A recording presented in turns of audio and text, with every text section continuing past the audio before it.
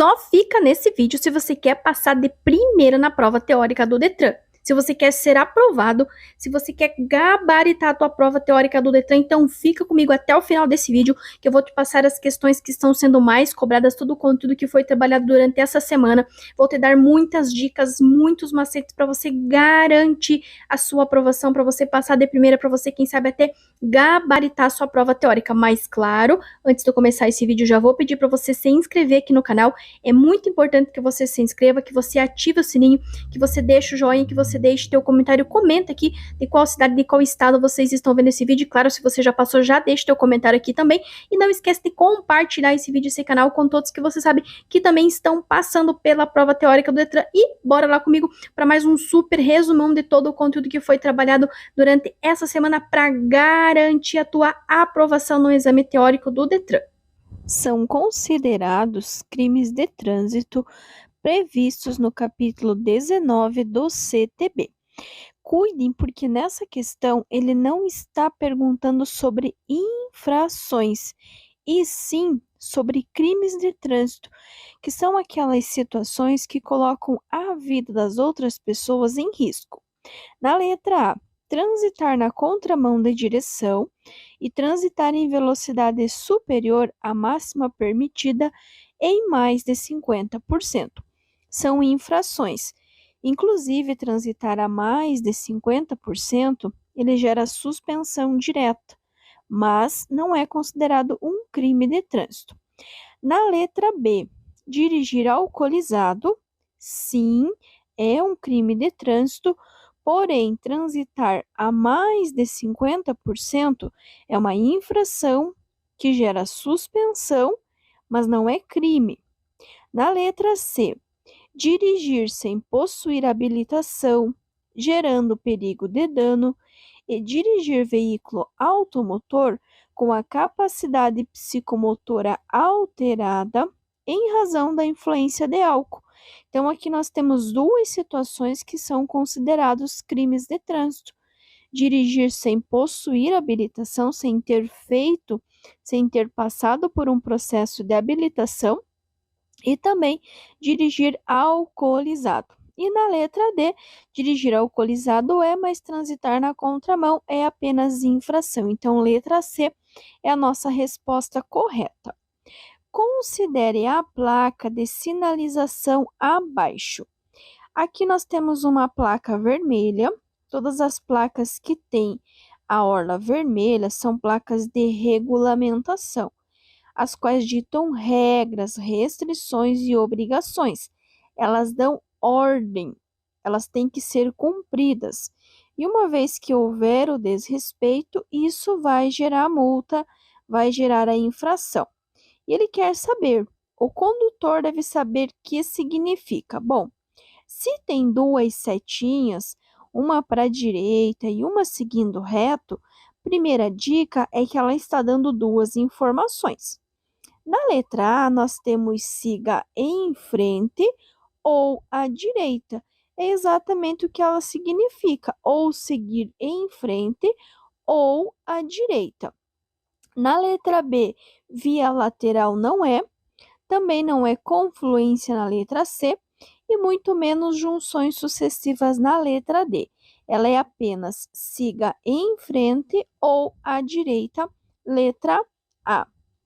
O condutor, para virar à esquerda em vias urbanas de sentido duplo deve. Vias urbanas são aquelas vias que estão na cidade. Trânsito rápido, arterial, coletora e local. Nesse caso é sentido duplo, significa o quê? Que uma via está vindo e a outra está indo. Então, qual que vai ser a maneira correta? Letra A, apenas reduzir a velocidade e entrar rapidamente. O entrar rapidamente, ele já descarta a nossa questão. Nós não vamos fazer nada rapidamente, nós vamos fazer sempre com cautela e com segurança. Letra B, aproximar-se ao máximo da margem direita da via. Olhem que não faz sentido. Eu quero virar para a esquerda. Por qual motivo eu vou ir à direita da via? Não faz sentido. Letra C, aproximar-se ao máximo da margem esquerda da via. A margem esquerda da via, como ela é dupla, é uma via de duplo sentido, vai ser na contramão. Eu não posso entrar na contramão para virar à esquerda. Então, a nossa resposta correta é a letra D, aproximar-se o máximo possível de seu eixo ou da linha divisória de pista, ou seja, ficar bem ao centro da via. Se não estiver vindo nenhum veículo da frente, vocês podem entrar direto. Se tiver vindo algum veículo, vocês irão parar no meio da rua mesmo, bem no meio do cruzamento, colocar a primeira, aguardar o carro que está vindo em frente passar e depois virar à esquerda. Com o veículo em movimento, você deve verificar o funcionamento de. Neste caso, ele está questionando itens de segurança.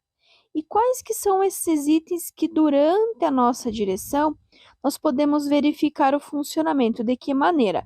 Ouvindo ou olhando. Então, o que que nós podemos ouvir ou olhar?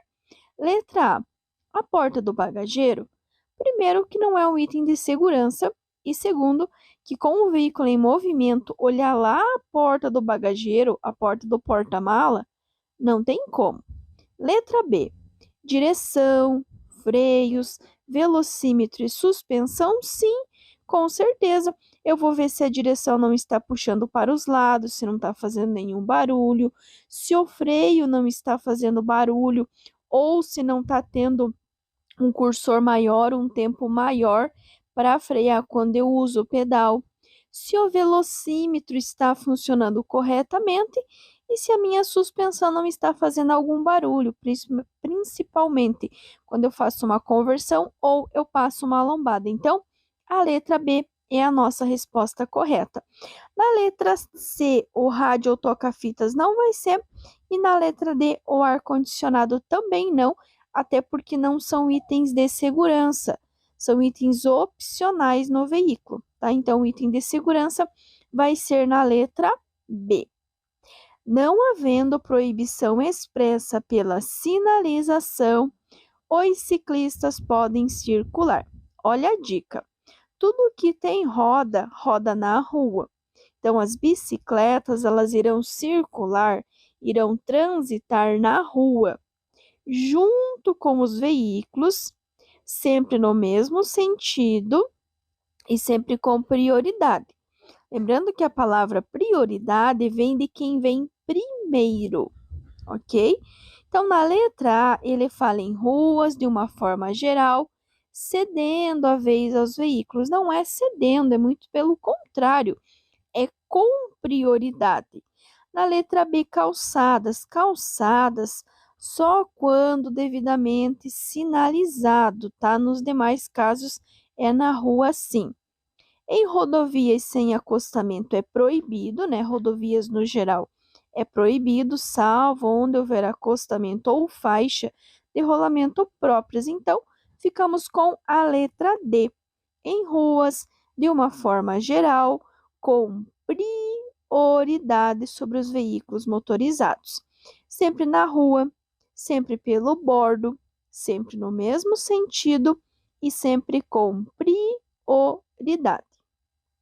Agir com cortesia e solidariedade no trânsito significa, bom, se ele quer agir com cortesia, com solidariedade, são itens positivos, são atitudes positivas. Então, letra A.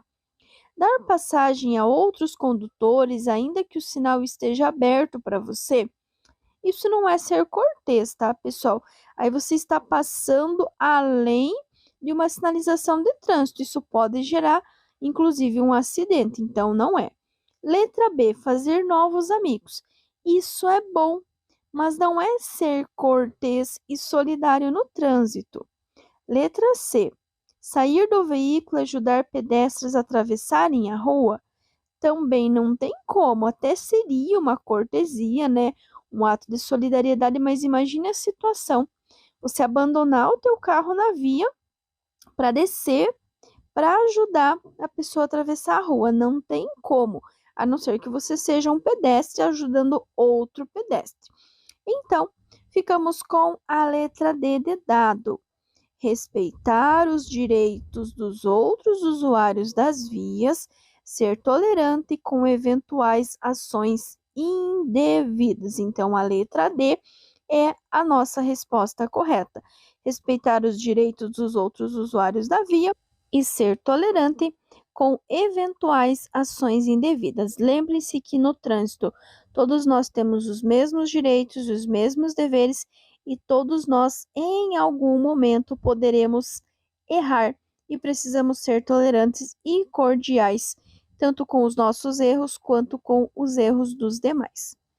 Em relação às ferrovias, o que é uma PN? Ele já deu a dica. Ele está falando da ferrovia. Ele não está falando do carro, nem do ônibus, nem do caminhão, nem da moto, nem do pedestre. Ele está falando da ferrovia.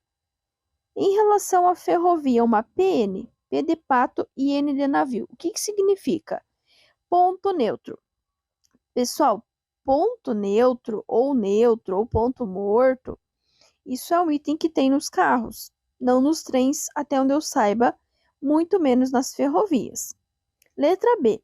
Passagem neutra, passagem para ciclistas. Ele não está falando de ciclista, ele está falando de ferrovia.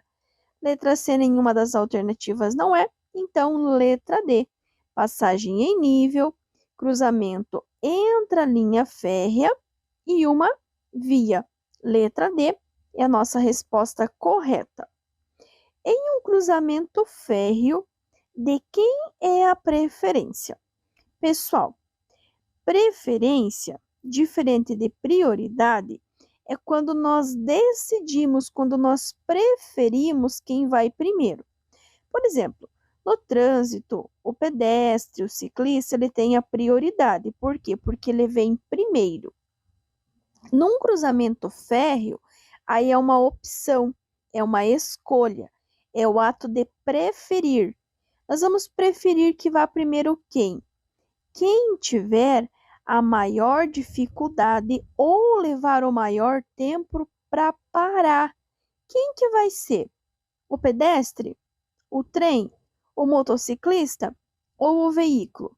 Qual desses veículos vai demorar mais tempo para parar? Com certeza vai ser o trem na letra B. Então, num cruzamento férreo, a preferência, ou seja, a escolha, é preferível o trem, porque ele vai ter uma dificuldade maior, ele vai levar mais tempo e mais espaço para frear. Então, é melhor que ele passe primeiro.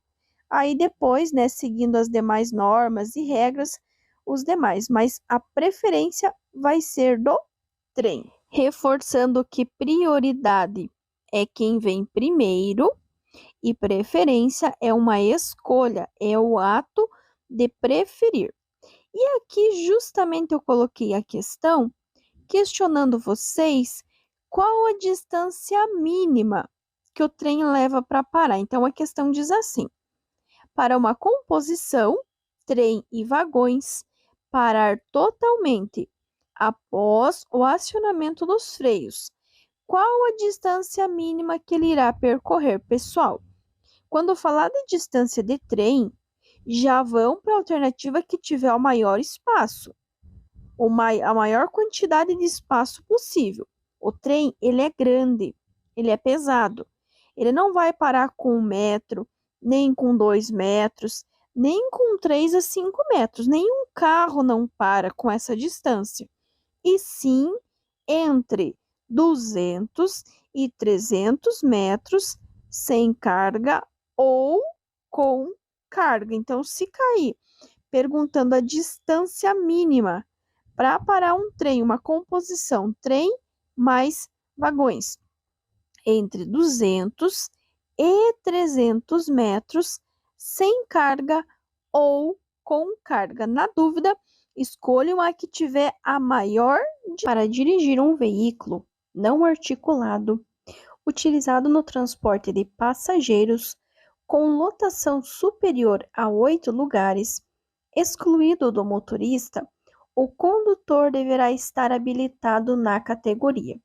Eu tenho uma dica que eu uso bastante para vocês poderem identificar quando transporta carga e quando transporta pessoas. O B de bola, que é o carro, e o D de dado, que é para ônibus, micro-ônibus, van, eles vão transportar pessoas. A categoria B é o carro popular que nós temos, que vai transportar até 8 pessoas, dependendo do tipo do veículo. Normalmente 5, mas pode transportar até 8. Agora, qualquer veículo que transporte mais que 8 pessoas, seja uma Kombi, uma van, ônibus, micro-ônibus, aí vai ser categoria D, de dado. Portanto, B de bola e D de dado transportam pessoas, enquanto a C e a E transportam cargas. Quando verificamos pressão arterial elevada, devemos. Neste caso, pessoal, vocês jamais irão colocar qualquer vítima em posição curvada. Se existir uma providência que possa ser tomada, será colocar a vítima deitada com as costas no chão, tá?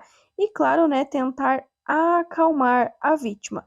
Se a vítima estiver alterada, estiver com a pressão arterial elevada, vocês deverão tentar acalmar a vítima. É importante ainda lembrar de não mexer nem movimentar as pessoas, os acidentados no caso, não retirar capacete de motociclistas, não dar nada para as vítimas beber ou comer e também não utilizar nenhum tipo de medicamento, seja de farmácia, caseiro ou manipulado.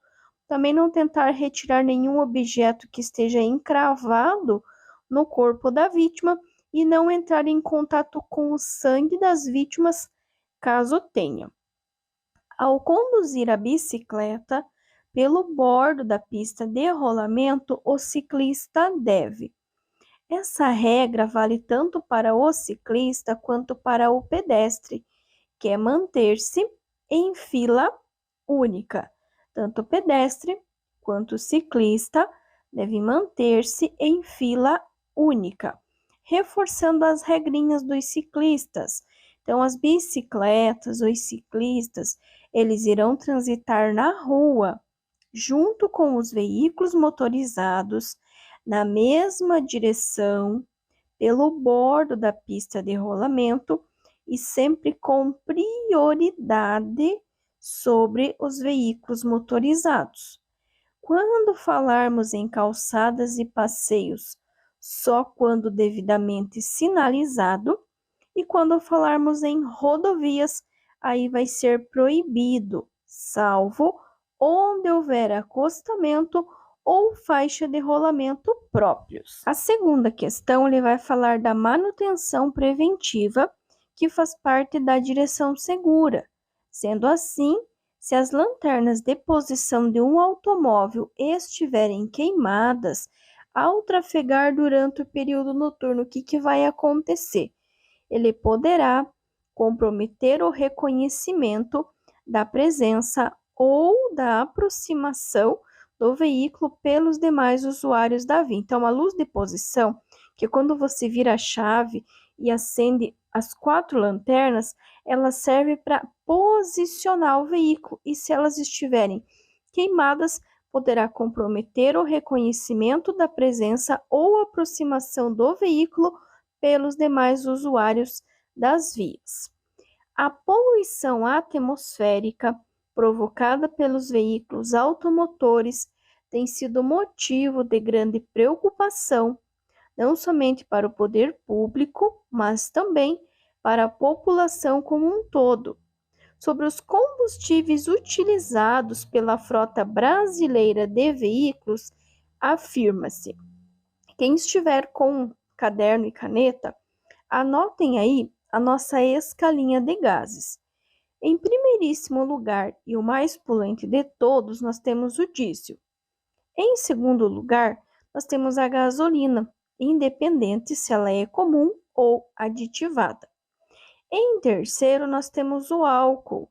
Lembrando que nos veículos novos e bem regulados, a queima, a emissão de poluentes do álcool e da gasolina, eles são semelhantes.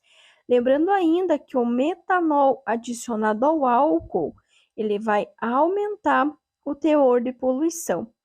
E em último e menos poluente, mas também menos utilizado, nós temos o GNV, que é o gás natural veicular. É o que menos polui, porém é o menos usado.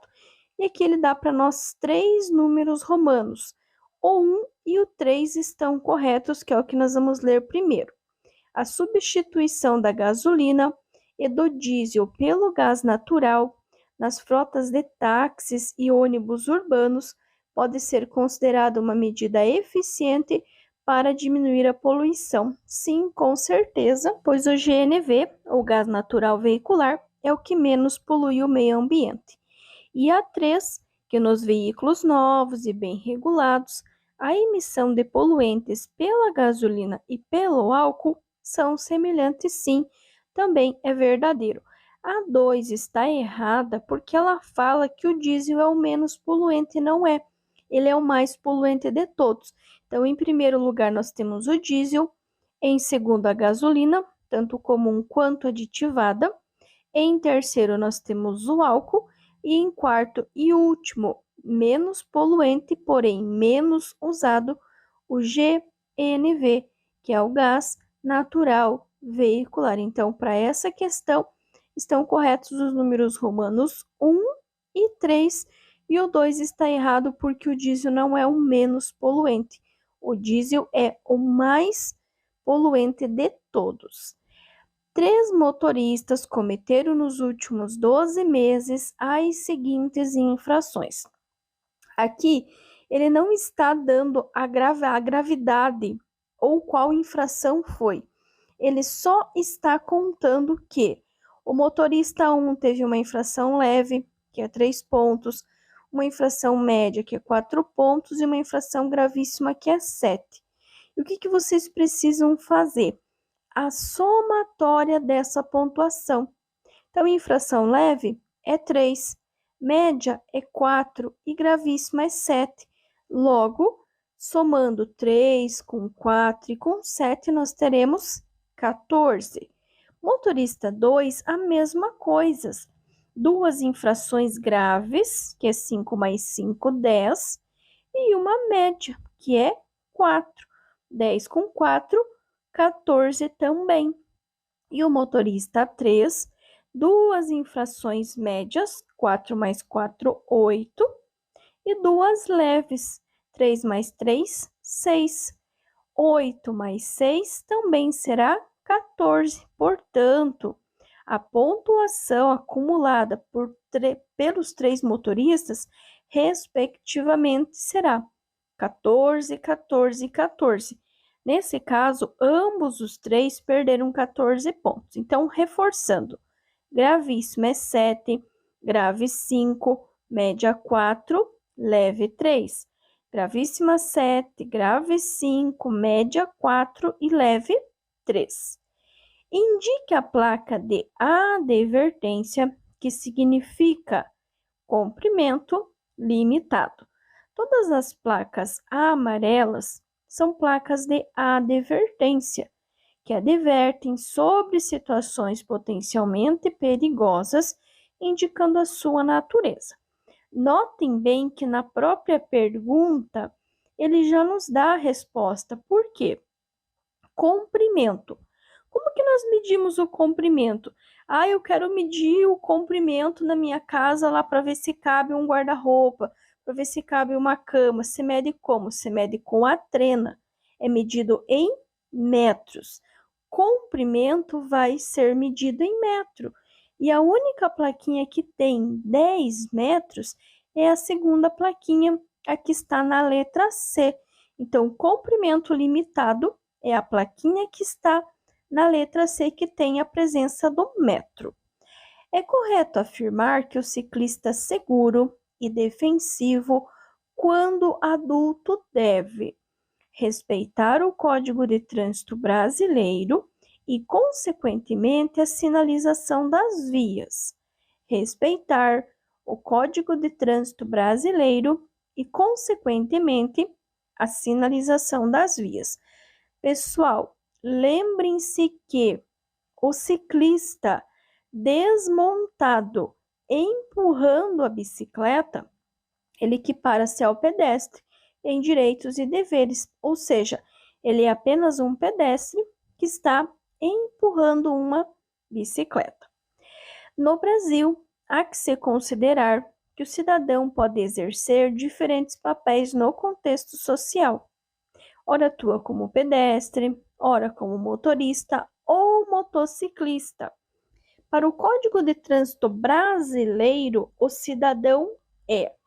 Notem bem que em ambos os casos ele está falando do cidadão. O cidadão, ele tem vida, tá? Se ele bater hoje o carro dele, se ele bater hoje a moto, o caminhão, o que for, ele vai amanhã ou depois consertar, certo? Agora, se ele porventura se acidentar e perder a vida, ele não vai ressuscitar. Portanto, prioridade no que se refere à defesa da vida. Prioridade no que se refere à defesa da vida. Considere as afirmativas. Aqui nós temos 3 números romanos e ele está nos questionando sobre crime de trânsito. Já vou adiantar que se fosse infração, ambas as 3 são infrações.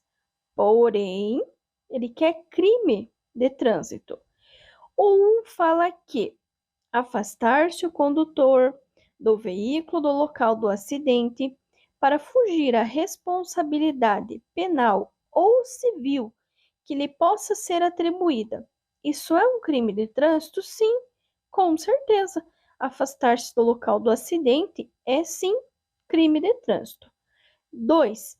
Dirigir veículo automotor em via pública sem a devida permissão para dirigir ou habilitação, ou ainda se cassado o direito de dirigir, gerando perigo de dano. Isso é um crime? Sim, com certeza. Por quê? Qual que é o item fundamental para vocês poderem dirigir? Ah, professora, é a carteira da habilitação, por isso que eu estou fazendo a carteira, exatamente. Se você não tem carteira, se você não tem PPD, mas mesmo assim você está dirigindo sem esse documento de porte obrigatório, sim, você está cometendo um crime. E a 3, ele vai falar daquele condutor que dirigir o veículo automotor em via pública com a validade da Carteira Nacional de Habilitação vencida há mais de 30 dias. Notem a diferença. Nesse caso, eu tenho a carteira, ela só está vencida. Quer dizer que eu passei pelo processo, eu fiz o curso, eu passei por todas as etapas e eu conquistei a minha carteira. Porém, por um descuido, ela está vencida. Então, não é um crime. É uma infração gravíssima com 7 pontos, sim, mas não é crime. Então, nós temos crime no 1 e no 2. Dirigir com a CNH, PPD vencida há mais de 30 dias não é crime. É infração gravíssima, mas não é crime. Ter domínio a respeito da sinalização faz parte da direção segura. O condutor verifica que em uma quadra de via urbana há uma série de placas que sinalizam que é proibido estacionar. Certo? Ó, é uma informação só. Não pode estacionar. Ao desembarcar um passageiro, o condutor deve desembarcar um passageiro, é o que nós chamamos de parada, que é o tempo estritamente necessário para o embarque e desembarque. Ele não está proibindo a parada, ele está proibindo o estacionamento. Então, essa pessoa, esse condutor, ele deverá permanecer com o veículo no local somente durante o tempo suficiente para realizar o embarque e desembarque, ou seja, alguns segundos. A ultrapassagem nas pontes e viadutos é. Nas pontes e viadutos, nós vamos ter 2 regrinhas básicas. Primeiro, proibido nas vias com duplo sentido de direção e pista única, ou seja, Quando tem duas pistas, uma está indo e uma está vindo, isso é sentido duplo. E só tem uma pista em cada direção, é pista única. Neste caso, será proibido. Se fosse uma pista dupla, duas ou mais faixas no mesmo sentido, aí seria permitido. Agora, como é uma pista só por sentido, é duplo sentido, uma em cada sentido. Mas é pista única, apenas uma faixa, então é proibido. Ou seja, proibido nas vias com duplo sentido de direção e pista única. Se fosse pista dupla, duas ou mais faixas no mesmo sentido, aí seria permitido. É aquela mesma regrinha de ultrapassagem pela direita, que é quando o condutor vai entrar, virar à esquerda, aí pode-se ultrapassar. Com relação ao trânsito, é legalmente assegurado ao cidadão brasileiro o direito de. Quando ele fala no direito de, é algo que todos nós temos direito, sem interferir ou atrapalhar o direito dos demais e também não ir contra o CTB, que é o Código de Trânsito Brasileiro. Na letra A, nós temos solicitar ao órgão competente a instalação de semáforo em cruzamento perigoso. Isso é algo positivo e que sim pode ser feito, é um direito nosso. Letra B, reservar com cones sinalizadores, local para colocar o carro junto ao meio-fio em frente à casa própria. A calçada, pessoal, ela é pública, a rua é pública e o estacionamento, por mais que seja em frente à sua casa, ele também é público, então não pode. Letra C, estacionar o automóvel mesmo em local não permitido por até 30 minutos. Estacionar em local proibido, nem que seja por 1 minuto, constitui sim uma infração de trânsito, então também não é. E letra D, repreender um idoso que continua a atravessar a rua, também não tem como. Então, resposta correta será a letra A, solicitar ao órgão competente a instalação de semáforo em cruzamento perigoso. A velocidade máxima permitida em uma rodovia é de 100 km por hora. Rodovia de 100 km por hora é uma rodovia de pista simples, apenas uma faixa por sentido. À noite, a distância do acidente para o início da sinalização, medida na forma de passos longos de um adulto, deve ser. Pessoal, eu já vou dar uma dica para vocês. Ele nunca vai falar em metros e ele nunca vai falar em passos curtos. Ele sempre irá falar em passos ou passos longos de um adulto. Quando na pergunta ele já mencionar passos longos, aí a resposta vai ter só passos. Quando na pergunta ele não mencionar passos longos de um adulto, a resposta poderá vir acrescida de passos longos, mas nunca jamais ele vai falar em metros. Segunda dica, para vocês acertarem essa questão, vocês precisam primeiro identificar a velocidade da via. Por quê? É muito simples. Durante o dia, com tempo bom e com pista seca, será a velocidade vezes 1. Então, se esse acidente fosse durante o dia, 100 vezes 1 seria 100. Porém, esse acidente aconteceu à noite. Então, quando o acidente acontecer à noite ou mesmo durante o dia, estiver chovendo, tiver pista molhada, aí vocês irão multiplicar a velocidade por 2.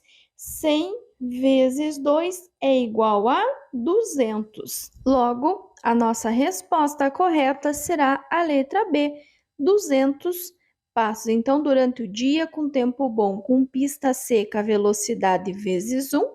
Durante a noite, ou mesmo durante o dia, se estiver chovendo, velocidade vezes 2. E toda vez que vocês encontrarem uma curva, vocês irão reiniciar novamente a contagem a partir do término da curva. Analise os itens, ele quer as afirmativas corretas. Então, ele está falando para nós dos gases poluentes. Então, anotem aí. Em primeiro lugar, e o mais poluente de todos, nós temos o diesel. Em segundo lugar, nós temos a gasolina, independente se ela é comum ou aditivada. Em terceiro, nós vamos ter o álcool, lembrando que nos veículos novos e bem regulados, a emissão de poluentes do álcool e da gasolina são semelhantes. E em terceiro e último, que é o menos poluente, porém também é o menos utilizado, é o GNV ou o gás natural veicular. O GNV, gás natural veicular, ele é o menos poluente e também é o menos utilizado. Então, aqui ele dá para nós 4 números romanos e ele quer saber quais dessas afirmativas estão corretas. O 1 fala que o álcool, combustível, polui menos o meio ambiente que a gasolina. Isso é verdade, uma vez que o álcool ele está abaixo do teor de poluição da gasolina. Então, sabendo que a número 1 está correta, vocês já podem descartar a letra D, que não tem a presença do número romano 1. O 2 fala que o óleo diesel usado como combustível polui mais o meio ambiente do que a gasolina. Sim, com certeza. O óleo diesel, ele é o primeiro na escala de poluição, então sim, o 2 também está correto. Sendo assim, já podemos descartar a letra B de bola, que não tem a presença do número romano 2. O 3 fala que, dentre todos os tipos de combustível usado no Brasil, a gasolina aditivada é a mais poluente e não é, uma vez que tanto a comum quanto a aditivada têm o mesmo teor de poluição. Então, vocês já podem descartar o que tiver a presença do número romano 3, que é a letra B. E o 4 fala que o gás natural, ainda pouco usado em nosso país, é o combustível que menos polui o meio ambiente. Então, letra C é a nossa resposta correta, número romano 1, 2 e 4. Aqui eu coloquei para vocês a outra questão que também cai com bastante frequência. Também vocês vão perceber que tem 4 números romanos e também ele quer o que é correto. Então, diz assim: a frota brasileira de veículos automotores é movida por vários tipos de combustíveis. Sobre esses combustíveis, afirma-se: a gasolina e o diesel são os principais agentes poluidores do ar atmosférico, sobretudo nas grandes cidades. Sim, com certeza, uma vez que o diesel e a gasolina, eles estão em primeiro e segundo lugar no nível de poluição. Então, sabendo que a 1 está correta, vocês já descartam a letra D, que não tem a presença do número romano 1. O 2 fala que o metanol adicionado ao álcool aumenta o teor de poluição do ar atmosférico. Sim, isso também é afirmativo. Então, sabendo que a 2 está correta, vocês já podem descartar a letra A e a letra B. Ou seja, vocês não precisam nem ler as demais alternativas para saber que a nossa resposta correta é a letra C, número romano 1 e 2. Agora vamos ler por que o 3 está errado. O 3 fala que o gás natural é considerado um combustível alternativo que, apesar de ser renovável, é muito poluente. Não é, ele é o menos poluente de todos, por isso que está errado. E a 4, ele fala que no Brasil, graças às campanhas para a melhoria do meio ambiente, os combustíveis alternativos já estão presentes em 90% da frota. Também é errado, uma vez que se tiver presente em uns 15, no máximo 20% vai ser muito, mas 90% é praticamente impossível nos dias atuais. 2 pessoas treinadas em primeiros socorros estão realizando a massagem cardíaca e respiratória em um acidentado que está deitado na calçada. Ao redor deles existe um grupo de leigos palpitando sobre o procedimento e familiares chorando. O motorista que deseja ajudar deve. Lembrem-se sempre, em primeiríssimo lugar, que é afastar as pessoas, ter espaço, deixar as vítimas respirar, deixar ali quem entende, né, quem está prestando os primeiros socorros, as pessoas treinadas, trabalhar com espaço suficiente. Então, ó, letra A, criticar o socorrista que está realizando no momento a respiração artificial com as narinas do acidentado tampadas. Se você é leigo, você não pode criticar uma coisa que você não conhece. B. Acalmar os familiares e providenciar um colchonete para deitar o acidentado mais confortável durante o atendimento. Você não vai deitar. Por quê? Porque você não vai nem mexer com o acidentado. Não pode mexer com o acidentado. C.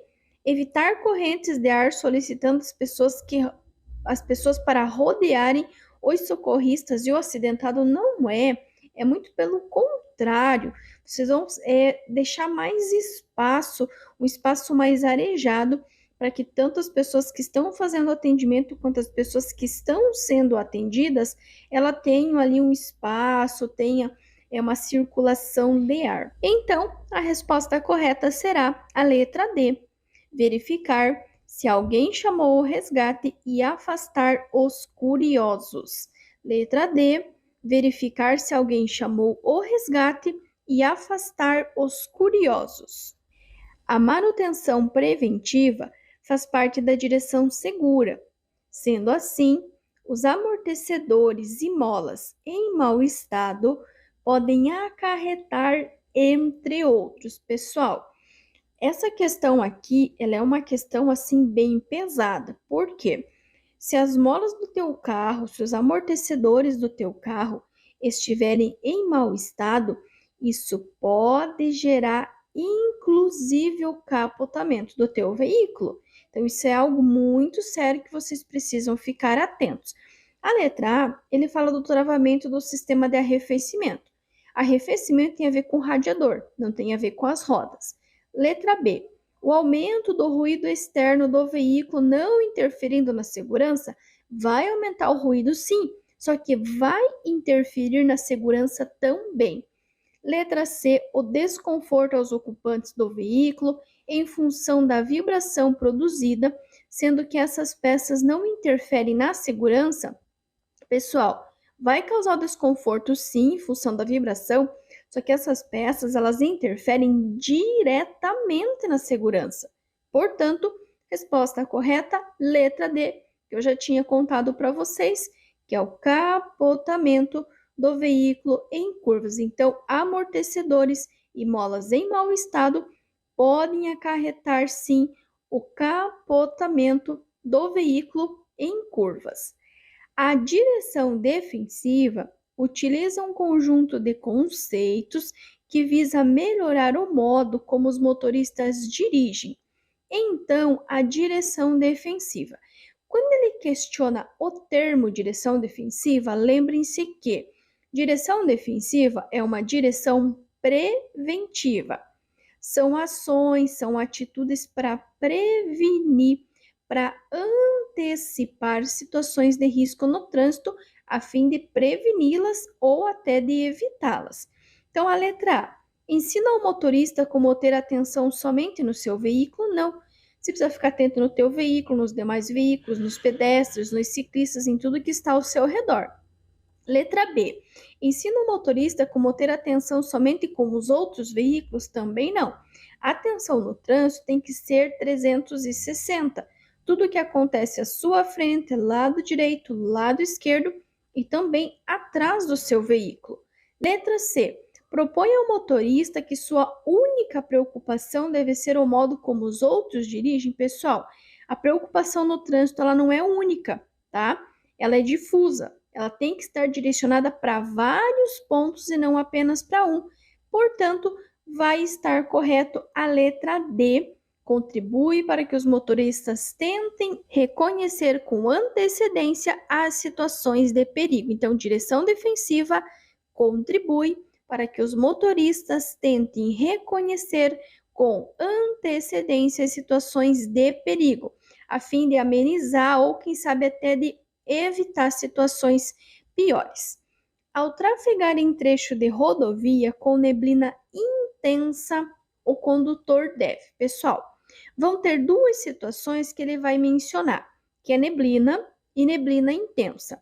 Na neblina, vocês irão reduzir a velocidade, certo? Acender luz baixa ou luz de posição.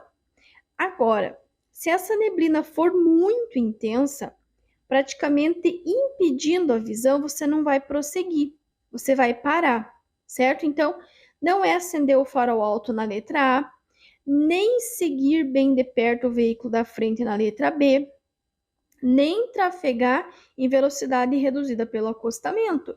Trafegar pelo acostamento é uma infração de natureza gravíssima, com 7 pontos.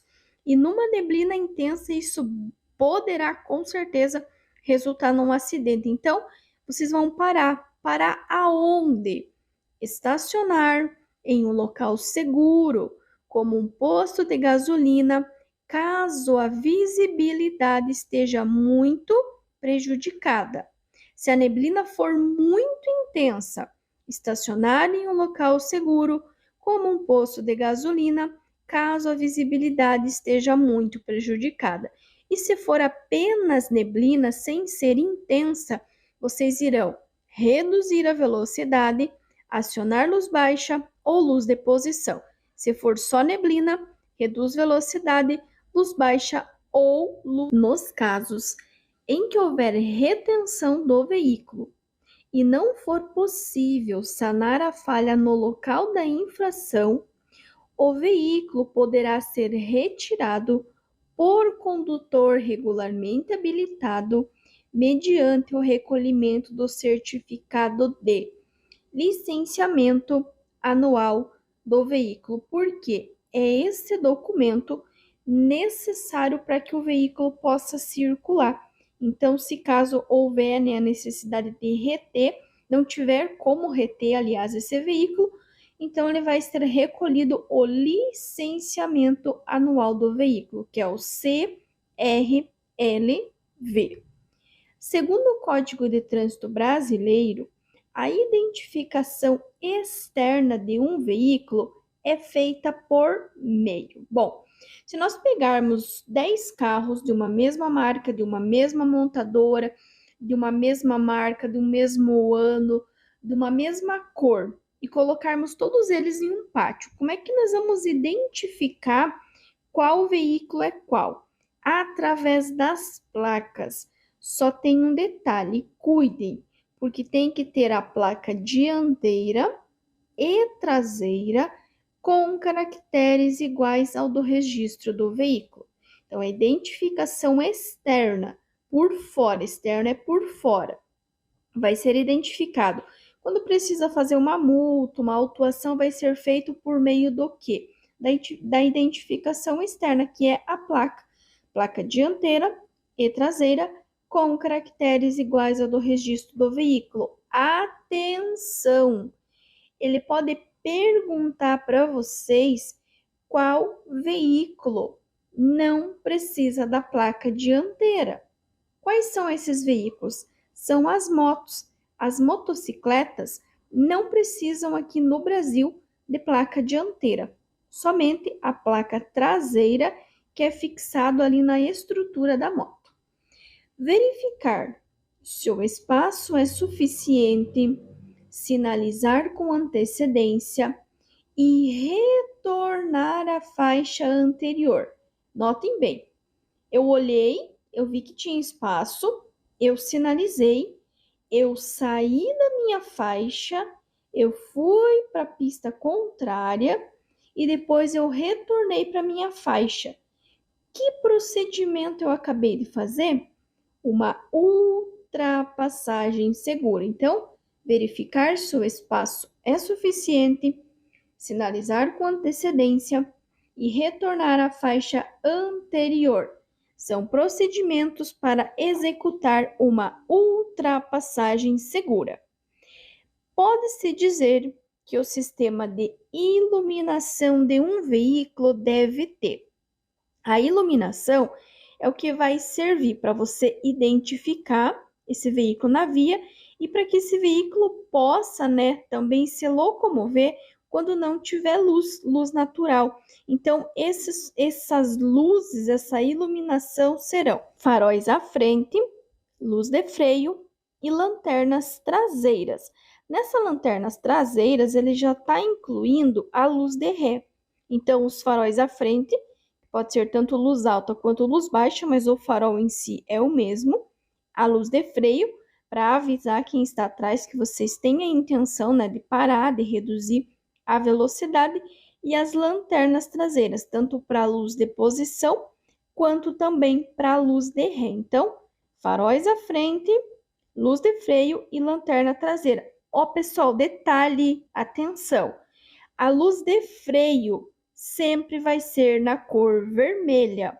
A luz de marcha ré sempre será na cor branca. Anotem isso que é muito importante.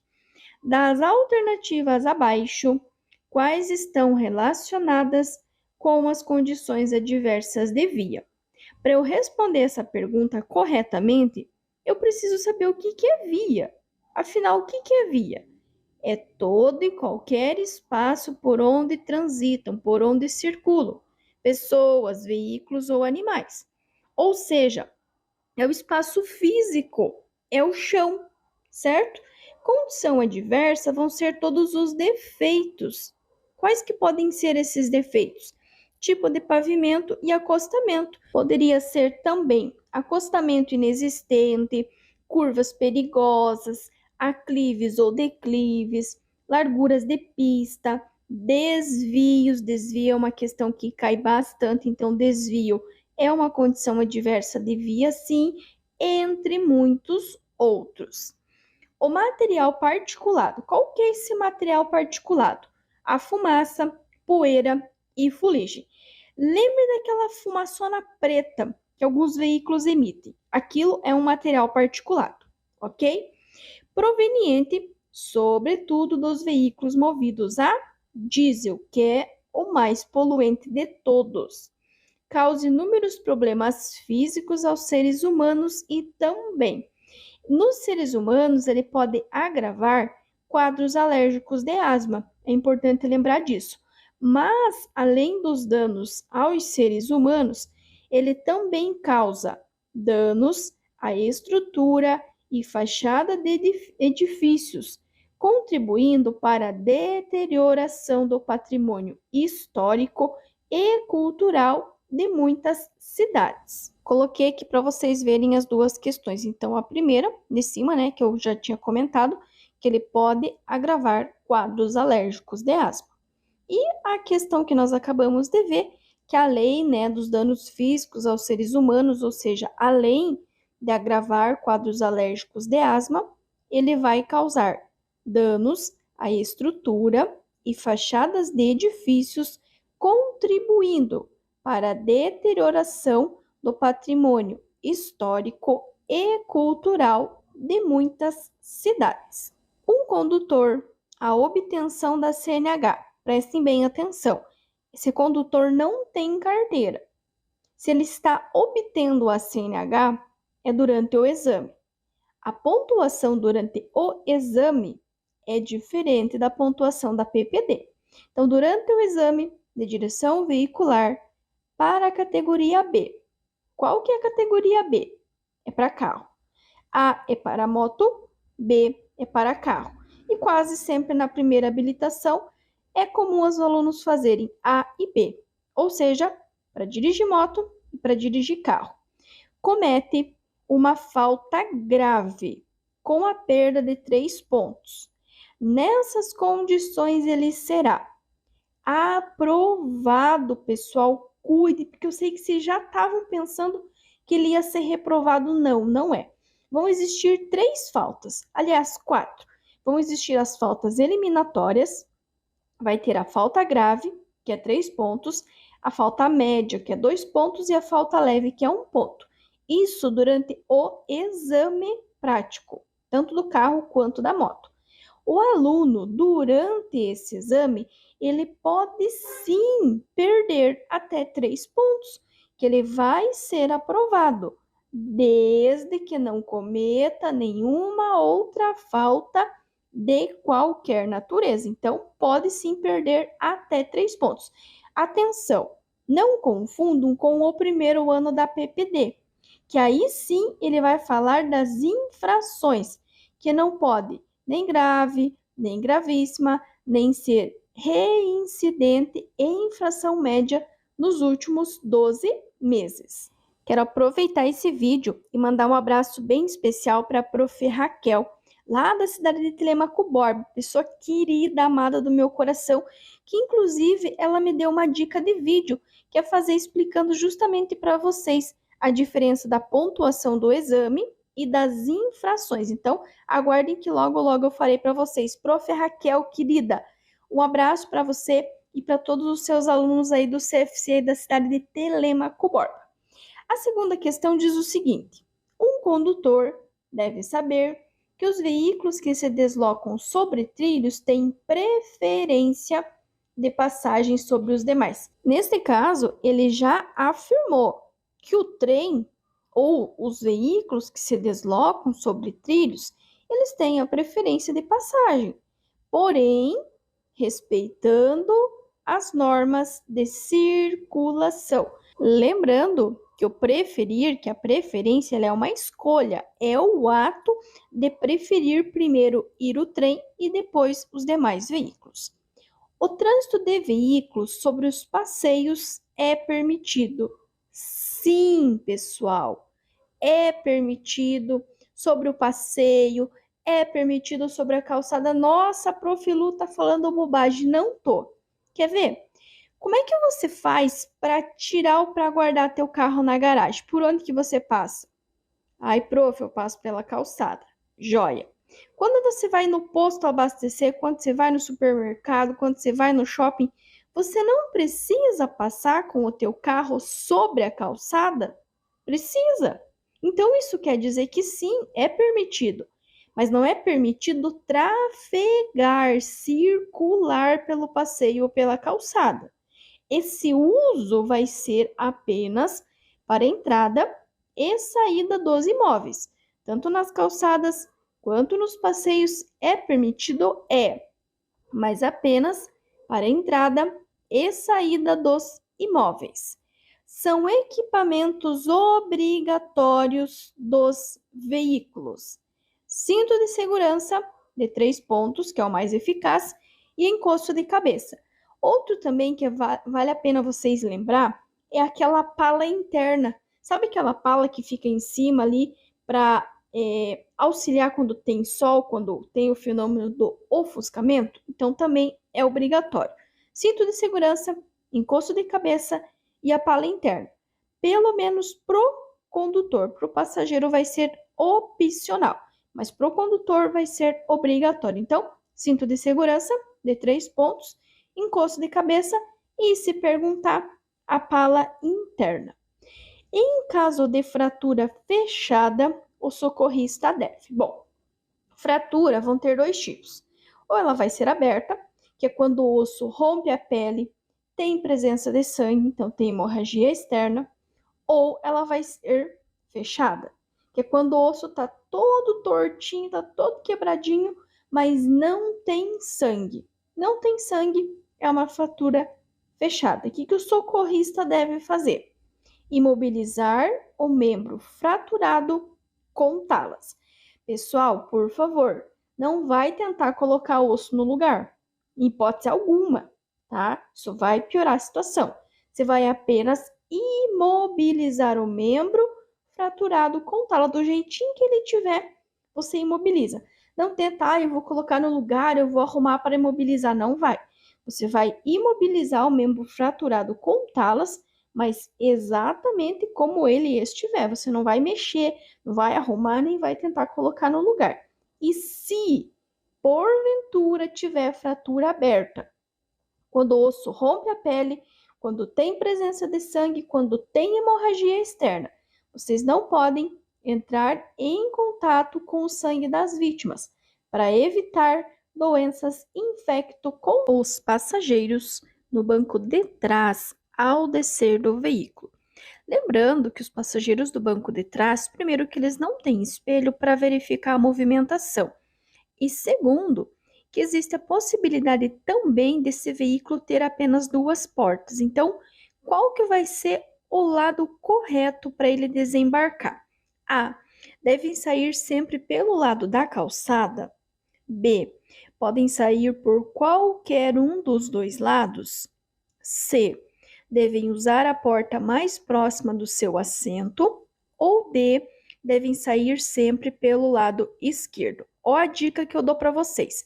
Se cair essa questão, imagine que esse veículo só tem as portas dianteiras. É um veículo duas portas, não é quatro, é duas. E aí, quando esse passageiro vai desembarcar, o que é mais fácil? O passageiro desembarcar para ele sair do lado da calçada ou o motorista? Com certeza é o passageiro. Então, eles devem sair sempre pelo lado da calçada. E claro, né, que eu vou reforçar com vocês que os passageiros deverão descer pelo lado da calçada. Porém, esse condutor, ele também precisa ter um certo cuidado, que é questão de prova também.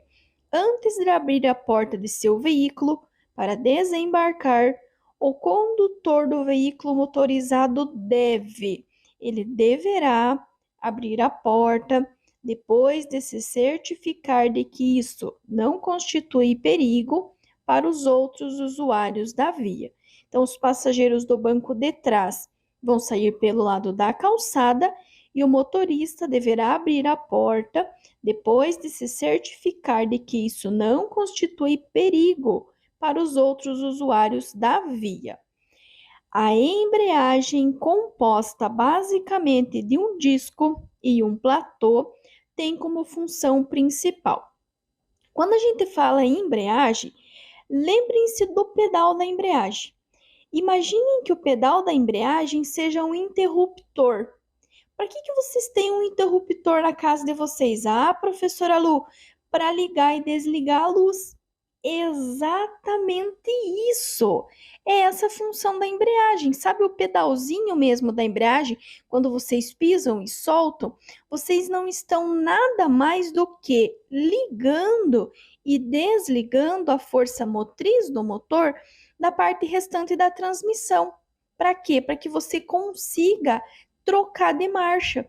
Então, quando você pisa, você está desligando, você está desativando a embreagem, que é o momento em que permite você fazer a troca de marcha, certo? Aí, quando você solta o pezinho, você está ligando. Então, quando você liga de novo, você já liga a embreagem na outra marcha. Então, a embreagem, a função dela vai ser essa, o pedalzinho mesmo da embreagem, para facilitar se cair essa questão de vocês acertarem. Então, o pedalzinho da embreagem, imagine que ele seja um interruptor. Ele vai servir o quê? Para ligar e desligar. Ligar e desligar a força motriz do motor da parte restante da transmissão. Porém, é importante lembrar que ele pode perguntar para vocês a localização da embreagem. Meu Deus, como é que eu vou saber onde que está localizada a embreagem? Aí você irá lembrar que ela vai ficar entre o volante do motor e a caixa de mudanças. Então, se perguntar da embreagem, anote aí, a embreagem, ela vai ligar e desligar a força motriz da parte restante da transmissão e ela está localizada entre o volante do motor e a caixa de mudanças. A imobilização de um veículo numa via. Ele está contando que é uma imobilização, certo? Para uma operação de carga e descarga. Então, ele contou que esse veículo vai parar, provavelmente seja um caminhão, porque vai efetuar uma operação de carga e descarga de mercadorias. É considerado pelo CTB como, pessoal, a primeira coisa que os alunos pensam é que é infração. Não é, pessoal. Ele não está contando que ele parou errado, que ele estacionou errado. Ele está contando o que está sendo feito. Está sendo parado esse veículo para fazer uma operação de carga e descarga. Então, o que isso é? Isso é um estacionamento se houver cartão de estacionamento rotativo? Não. É uma infração em qualquer hipótese? Também não. É uma parada? Também não. E eu já vou te explicar o que que é a parada. Então, é um estacionamento. Aqui, ó, eu coloquei para vocês a diferença da parada para o estacionamento para facilitar. Então, ó, a imobilização do teu veículo durante o tempo apenas para embarque e desembarque. Sabe quando você faz uma paradinha rápida? Aí eu vou parar rapidinho, não é assim que a gente fala? Vou parar rapidinho. Aí você para o carro rapidinho, a pessoa entra ou a pessoa desembarca e você já segue viagem. É exatamente isso que você fez, uma parada. É algo rápido, certo? Então, parada é apenas para embarque e desembarque. Agora, quando você para o teu veículo, você estaciona o teu veículo, você coloca em neutro, você puxa o freio de mão, você desliga e você desce, é um estacionamento. Olha o tamanho dessa palavra. É igual ao tempo que você vai ficar parado com o teu carro. É um tempo muito mais longo, é um tempo muito maior, que no caso é a operação de carga ou descarga. A boa estabilidade de um veículo depende de vários fatores, principalmente, né, de molas e amortecedores. Um dos cuidados que devemos ter é, então assim, a estabilidade está diretamente relacionada com as molas e os amortecedores em bom estado.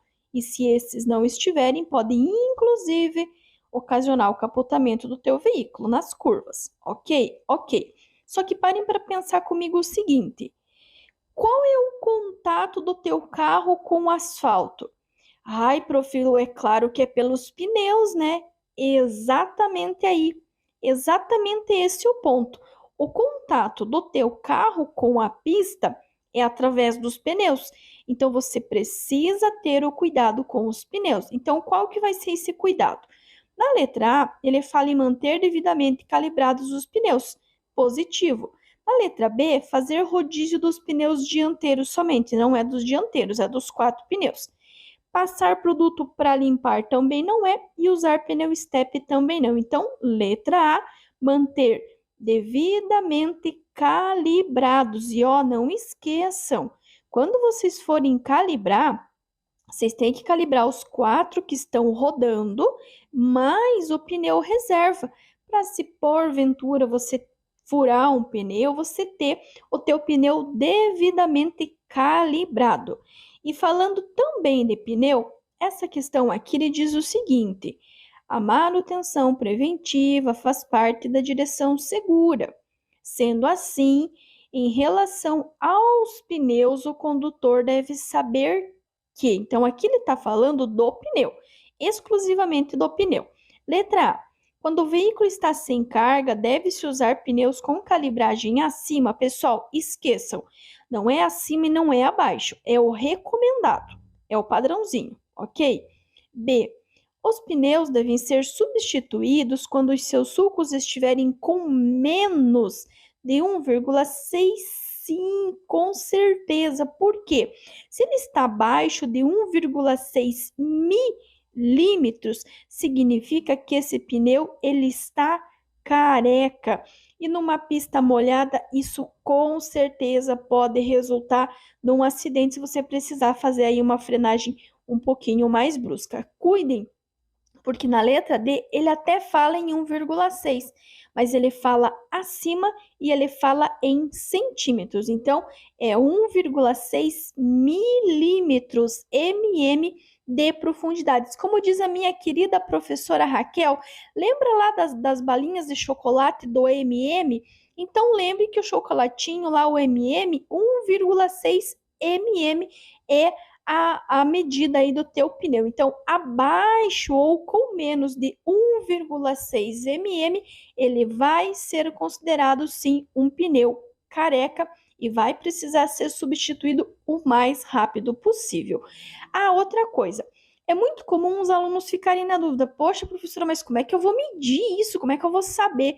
Normalmente, se você for reparar aí no pneu do teu carro ou no pneu do carro da autoescola, ele vai ter uma marquinha ali indicando quando o teu pneu tá careca. Então ele vai ter uma marquinha e quando chegar naquela marquinha, aí vai significar que o teu pneu tá careca e que vai precisar ser substituído urgentemente.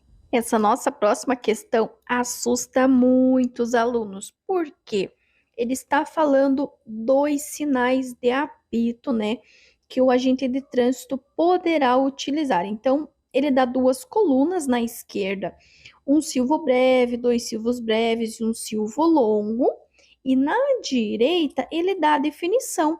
E aí ele quer o quê? Que nós juntamos, que nós correlacione as duas colunas, ou seja, a gente vai ligar uma coluna à outra, mas antes de nós fazermos essa ligação, vamos só relembrar então quais que são os silvos que nós temos, ou os sinais de apito, né, ou os silvos que o agente de trânsito poderá utilizar. No primeiro apito, ali no verde, é um silvo breve.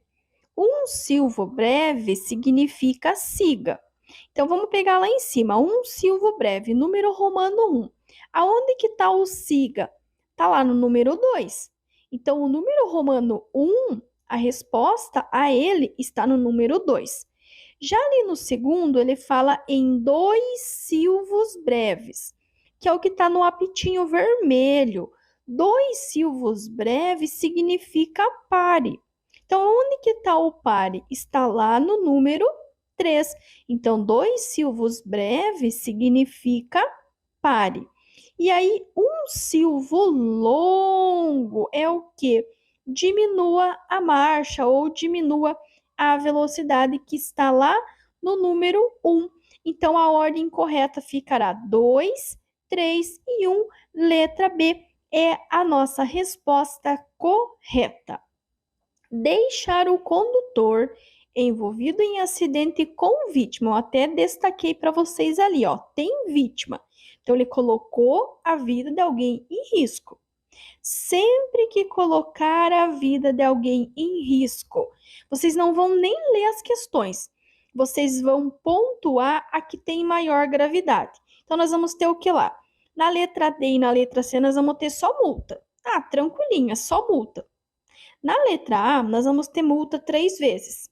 Só que olhem a letra B, multa 5 vezes. Porque você está colocando a vida da pessoa em risco. Então, sempre que você colocar a vida de alguém em risco, escolha a que tiver a maior gravidade. É gravíssima? Sim, é gravíssima. Além de ser gravíssima, com 7 pontos, é uma multa multiplicado por 5. Cuidem, não é a pontuação que multiplica. A pontuação não se multiplica, a pontuação se soma. O que vai multiplicar é o valor em reais a ser pago, que nesse caso será multiplicado por 5. Além disso, ele também vai ter a suspensão do direito de dirigir e o recolhimento do documento de habilitação. Então, notem aqui, ó, nós temos duas penalidades. Nós temos a multa e temos a suspensão. Elas são penalidades e ainda vai ter mais o acréscimo da medida administrativa, que sempre vai começar com R, que neste caso é o recolhimento do documento de habilitação. Então, deixar o condutor envolvido em acidente de adotar providência de sinalizar o local. Multa 5 vezes, suspensão do direito de dirigir e o recolhimento do documento de habilitação. A multa e a suspensão, elas são penalidades e ainda vai ter o acréscimo da medida administrativa, que é o recolhimento do documento de habilitação. Anotem aí, medidas administrativas sempre começam com R, retenção, recolhimento e remoção. O Código de Trânsito Brasileiro prevê, em seu capítulo 6, a educação para o trânsito.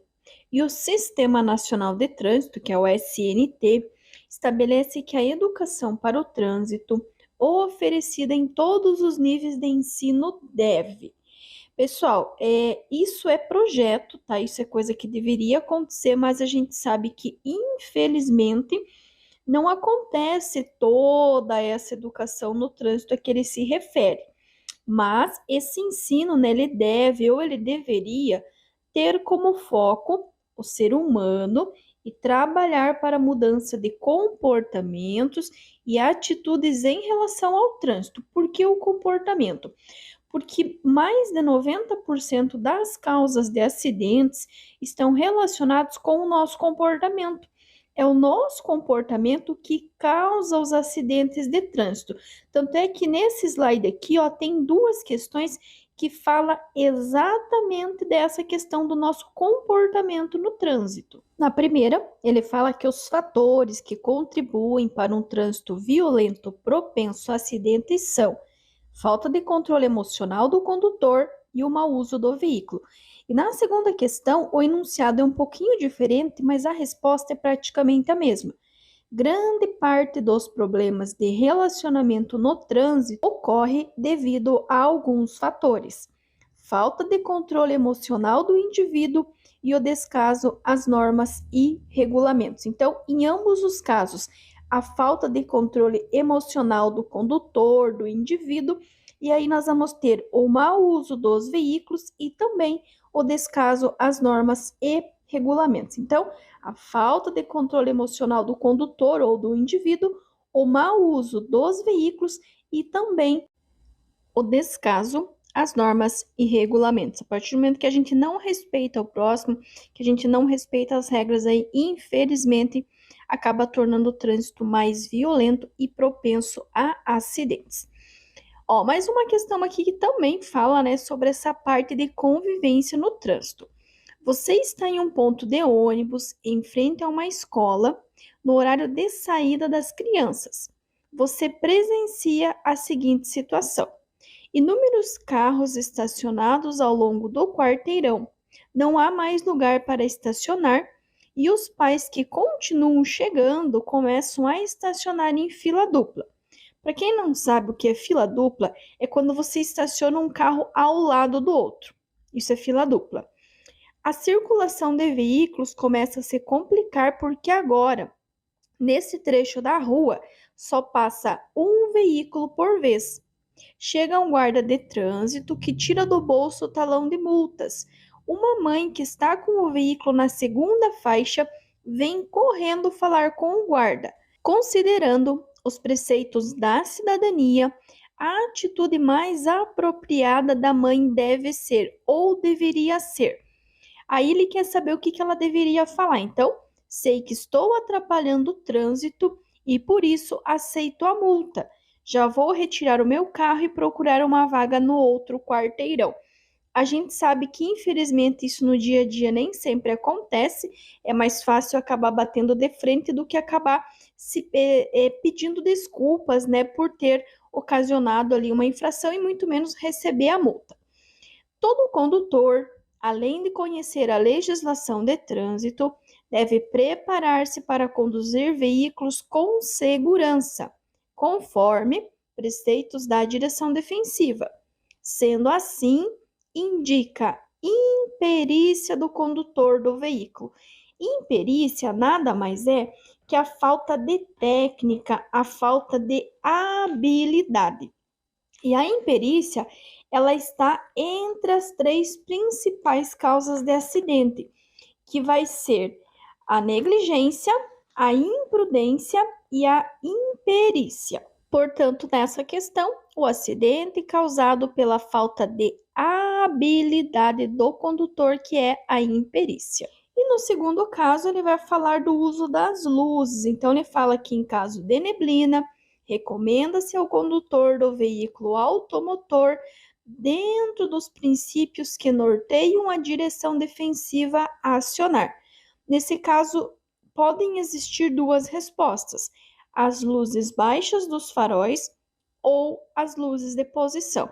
Lembrem-se sempre de reduzir velocidade, luz baixa ou luz de posição.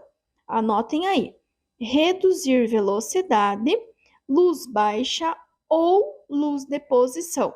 Sempre que tiver neblina, garoa, cerração, qualquer coisa que dificulte a visibilidade. E ó, eu coloquei esse slide aqui para a gente dar uma relembrada e uma reforçada primeiro as três principais causas de acidente, que é a imprudência, a negligência e a imperícia. A imprudência é aquele condutor que conhece a lei, mas que acaba desobedecendo. A negligência é aquele que age com total falta de respeito, com total descaso. E a imperícia que nós acabamos de ver, que é a falta de técnica ou habilidade. Aí nós vamos ter também os 5 elementos básicos da direção defensiva, que serão conhecimento, atenção, previsão, decisão e habilidade. O conhecimento tanto das leis, regras, normas, quanto do próprio veículo, né, os seus direitos e deveres. A atenção, tanto com você, com o seu veículo, como com os demais usuários da via. A previsão, que é prever, é antecipar situações de perigo. A decisão, que se tiver um perigo, você saber decidir prontamente. E a habilidade, que nada mais é que ser hábil ao manusear todos os controles do veículo, né, e executar com sucesso e perícia qualquer manobra necessária no trânsito. E aí também nós vamos ter as condições adversas. Primeiro, condições adversas são os fatores ou combinação de fatores. Então, caso ele pergunte o que são fatores ou combinação de fatores. E se ele perguntar quais são, lembrem-se sempre que são 8, porque vai ficar difícil vocês lembrar de luz, tempo, via, trânsito, veículo, motorista, passageiro e carga.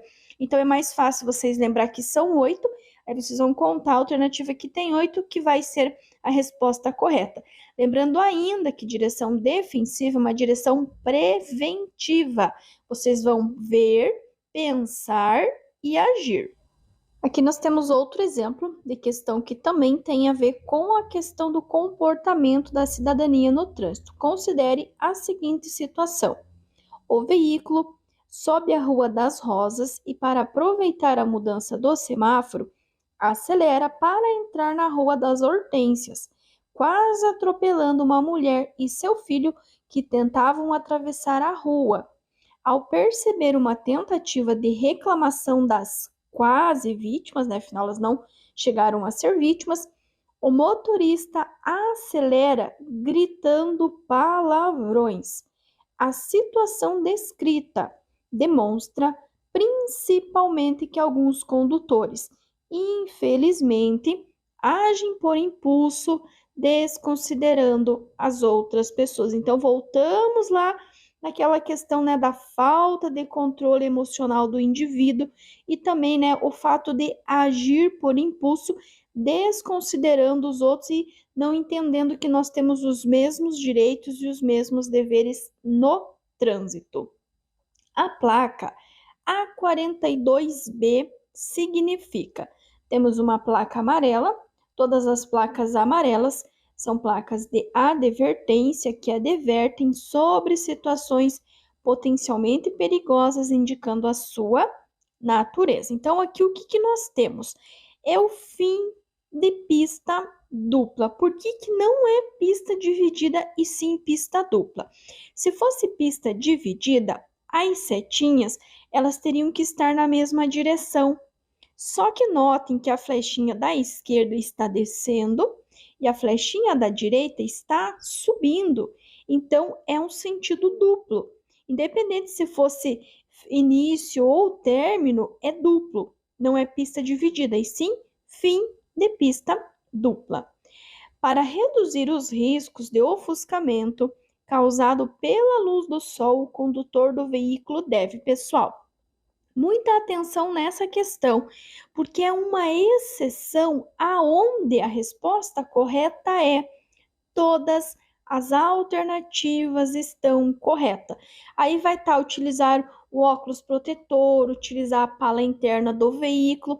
Então, se cair essa falando do ofuscamento, todas as alternativas estão corretas.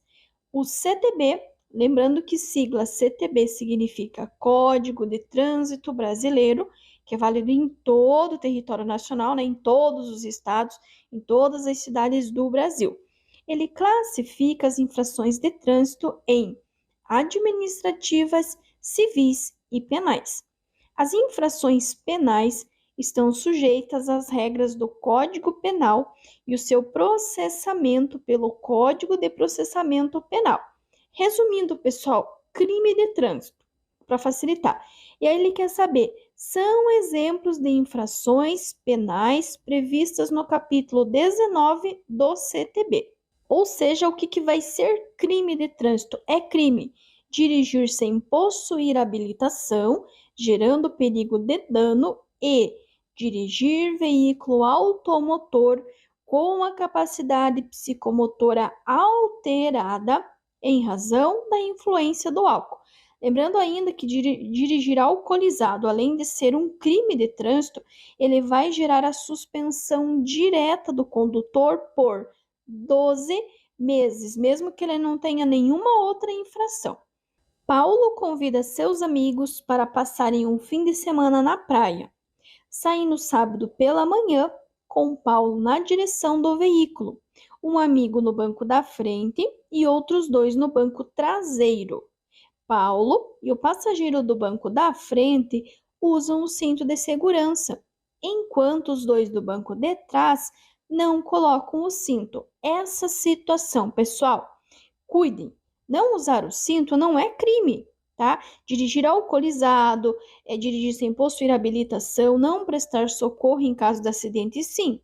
Agora, dirigir sem cinto é uma infração de natureza grave com 5 pontos. Então, é considerada infração de trânsito. É uma infração de natureza grave com 5 pontos, aonde a responsabilidade, tanto pelo uso do cinto quanto pela infração, caso tenha, vai ser do condutor, de quem está dirigindo o veículo.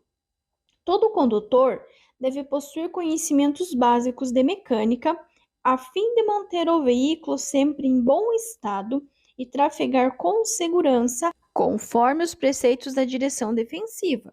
Sendo assim, assinale as afirmativas abaixo. Se é afirmativa, são as atitudes positivas, as atitudes corretas ou em relação, né, à mecânica básica, quais que são verdadeiras.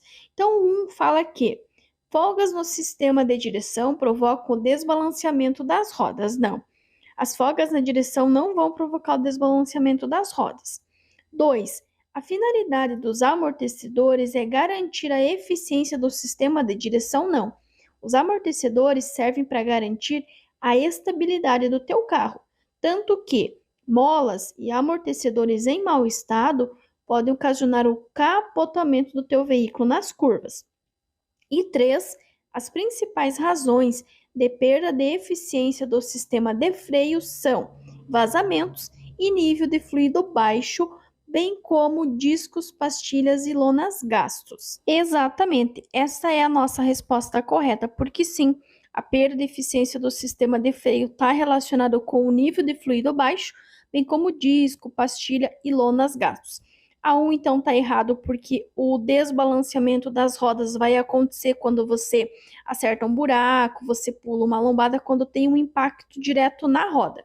E os amortecedores, eles têm a finalidade de garantir a estabilidade do teu veículo. Então, só está certo o número. Indique a placa de advertência, que significa alargamento de pista à direita. Primeiro, aqui nós temos placas amarelas. São placas de advertência que advertem sobre situações potencialmente perigosas, indicando a sua natureza. Ele está falando que é um alargamento. Se ele está falando que é alargamento, vocês já podem descartar a letra B e já podem descartar a letra D de dado. Logo, nós ficamos entre a letra A e a letra C.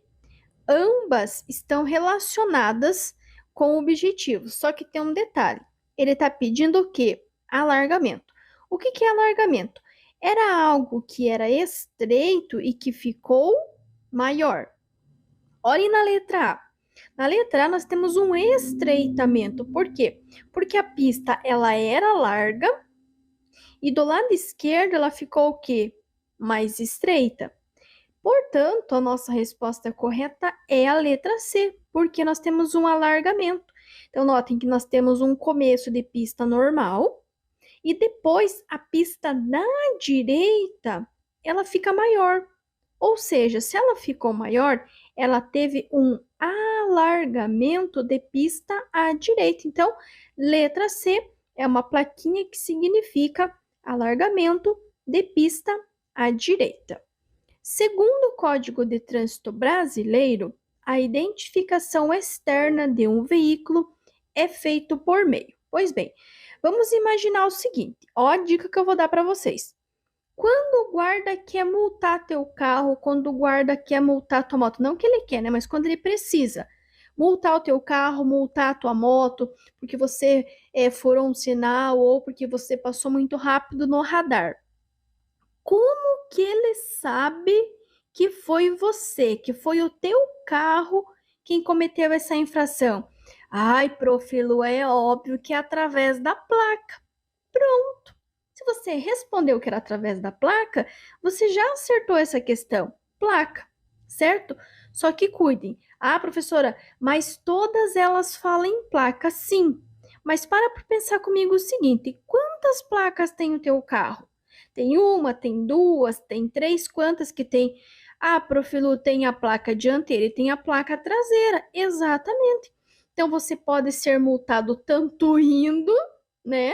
O guarda vendo o teu veículo de frente, quanto você já ter passado por ele e ver a placa pela parte de trás. Então, sim, vai ser pela placa dianteira e também traseira, com caracteres iguais ao do registro do veículo. Cuidem, placas duas, dianteira e traseira, com caracteres iguais aos do registro do veículo. Só que aí pode cair essa outra questão aqui, também falando da placa, só que diz assim: a identificação externa do veículo é feita por meio de placas dianteira e traseira, que é a questão que nós acabamos de ver.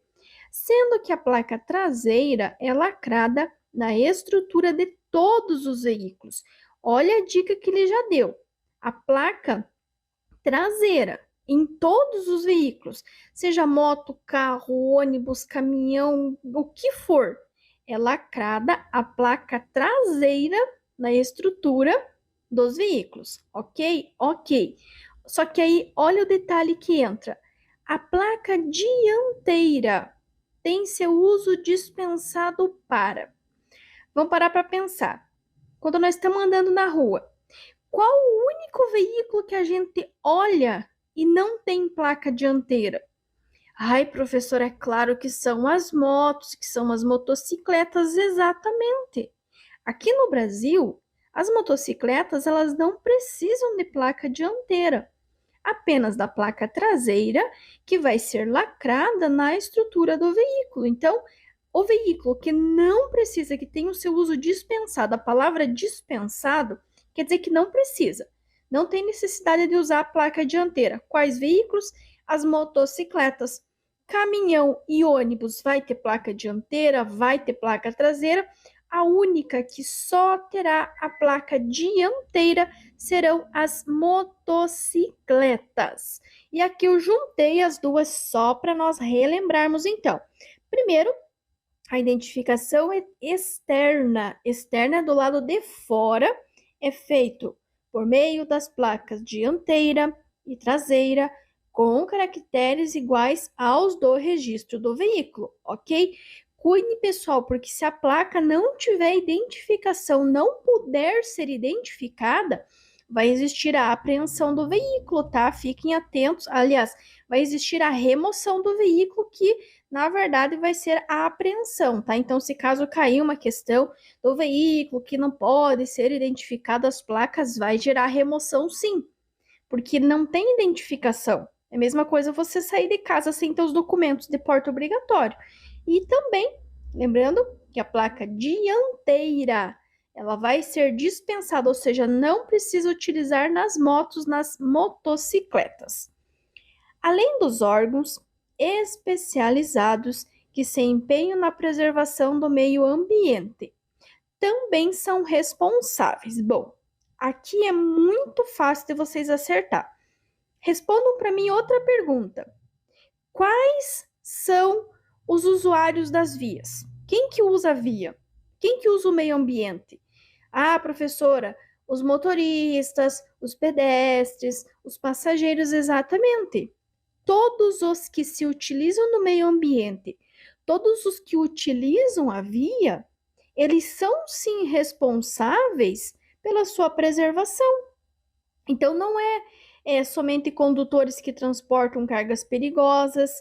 Claro que eles têm que ter maior cuidado no transporte, mas eles não são os únicos responsáveis, nem os condutores de alguns veículos automotores, nem apenas os motociclistas, ou seja, são todos os motoristas no geral, do carro, da moto, do ônibus, do caminhão, do coletivo, do produto perigoso, todos. Todos os pedestres também. Nesses pedestres vai incluir quem está andando de bicicleta também, e também os passageiros, que são aquelas pessoas que não dirigem, que andam no carona, que andam de táxi, que andam de Uber, ou seja, todos, motoristas, pedestres e passageiros. Letra A, motoristas, pedestres e passageiros. Mais uma falando do meio ambiente. A preservação do meio ambiente depende. Bom, depende do quê? Vamos ler as alternativas para poder identificar qual que é a nossa resposta correta. Letra A. Somente. Ó, já começou errado aí. Tirem todas as alternativas que começam com a palavra somente. Somente da criação de uma taxa de contribuição, não é isso? Letra B. Das pessoas que têm tempo e recursos financeiros, não. Não tem nada a ver com a questão de ter recurso financeiro ou não. Letra C. Das ações desenvolvidas pelas ONGs. Mas será que são só as ONGs que utilizam o meio ambiente? Lembra que nós vimos na questão anterior? Quem que utiliza o meio ambiente? Motoristas, motoristas, né, condutores no geral, pedestres e passageiros, certo? Logo, a preservação vai depender do quê? De atitudes individuais e coletivas de toda a sociedade. Então, a preservação do meio ambiente depende do quê? Da atitude. Tanto as minhas atitudes individuais, como não jogar um papel para fora do carro, porque é uma infração média com 4 pontos, quanto daquelas ações que são coletivas de toda a sociedade. Então, resposta correta, a letra D. Preservação do meio ambiente depende de atitudes individuais e coletivas de toda a sociedade. A legislação de trânsito determina manter seu veículo em bom estado de conservação. Isto propicia. O que é propicia? Isso vai trazer para você, isso vai gerar o quê? Letra A, reprovação na inspeção veicular. Gente, a resposta para essa pergunta tem que ser uma resposta positiva. Por quê? Porque se você manter o teu carro em bom estado de conservação, você vai ter uma resposta positiva para isso. Então, se teu carro está em bom estado de conservação, ele não vai ser reprovado. Muito pelo contrário, ele vai passar na inspeção veicular. Letra B. O deslocamento de forma segura e confortável, com certeza. Se o meu carro está em bom estado de conservação, se a mecânica está em dia, se os pneus estão em dias, eu vou ter um deslocamento de forma segura e confortável. Não concordam comigo? Então, a princípio, essa é a nossa resposta correta. Na letra C, ele fala que não contribui com a preservação do meio ambiente. É claro que contribui. Se o teu carro está corretamente regulado, se você não está acelerando, freando bruscamente, se ele está em bom estado de conservação, não está derramando óleo na via, por exemplo, é claro que você está preservando o meio ambiente. E na letra D, aumento da poluição sonora também não, porque se ele está em bom estado de conservação, significa que o ruído do teu motor ele está dentro do aceitável. Então não vai ter o aumento da poluição sonora, muito pelo contrário, ele vai ajudar a amenizar, a diminuir a poluição sonora. Constitui infrações de trânsito passíveis de multa dirigir o veículo. Pessoal, quem tiver curiosidade, tiver com a apostila em mãos, procura lá nas páginas de infrações o artigo 252. Ah, Profilo, mas você não fala em artigo, agora você quer que eu decore o artigo? Não. É só uma referência para você saber de qual artigo que foi tirado essa pergunta, para você ver que eles não vão cobrar o artigo 252, é mais para sua curiosidade. O que o artigo 252 fala? Que não se pode dirigir um veículo com o braço do lado de fora, nem com animais ou objetos entre braços e pernas, e nem utilizando calçado que não se firme nos pés. Ok? Beleza. Letra A. Transportando animal entre pernas? Ok. Isso é uma infração? É. Dirigir descalço? Ele não fala. Não se pode dirigir com calçado que não se firme nos pés. Ele não fala em descalço, tanto que pode sim dirigir descalço, pode fazer aula descalço, pode fazer teste descalço e pode dirigir a vida inteira descalço. Não tem problema nenhum, tá? Dirigir o carro. A moto até pode, mas não é aconselhável, tá? É bom estar com o calçado ali firminho, bonitinho, protegendo o teu pé. Letra B. Com o braço do lado de fora e dirigir veículo transportando animal entre as pernas. Opa, pera lá. Aqui já tá mais completo. Com o braço do lado de fora, sim. Dirigir veículo transportando animal entre pernas, também, ok? Na letra C, ele vai novamente falar de estar descalço. Na letra D, ele vai falar sobre sapato de salto alto. O código, o 252 não fala sobre isso. Ele fala sobre calçado que não se firme nos pés. Se tivesse essa frase usando calçado que não se firme nos pés, estaria correto. Agora, descalço ou com salto alto, não. Portanto, nossa resposta correta é a letra B, com o braço do lado de fora e dirigir veículo transportando animal entre a... Gratidão a você que assistiu esse vídeo até aqui. Espero que esse vídeo tenha te ajudado, que esse vídeo tenha acrescentado conteúdo aí para sua prova teórica. Quero agradecer imensamente o carinho de todos vocês, todos os likes que vocês têm deixado nos vídeos, todos os comentários também, todas as críticas, pois são elas que nos fazem evoluir e crescer. E também eu quero dizer para você que porventura está desanimado, talvez pensando em desistir, não desista. Sabe por quê? Porque eu acredito em você, acredito no seu potencial e eu tenho certeza que na próxima você vai conseguir. E claro, né, antes de eu finalizar esse vídeo, eu vou pedir para você que chegou até aqui e não se inscreveu, se inscreve, ativa o sininho para receber os vídeos novos e atualizados que são postados aqui todos os dias. Deixa o teu joinha, teu like, o teu comentário para que o YouTube possa recomendar esse vídeo, esse canal, e assim a gente possa ajudar cada vez mais pessoas com esse conteúdo 100% gratuito. Gratidão, um abraço bem apertado e carinhoso em todos vocês e até o nosso próximo vídeo.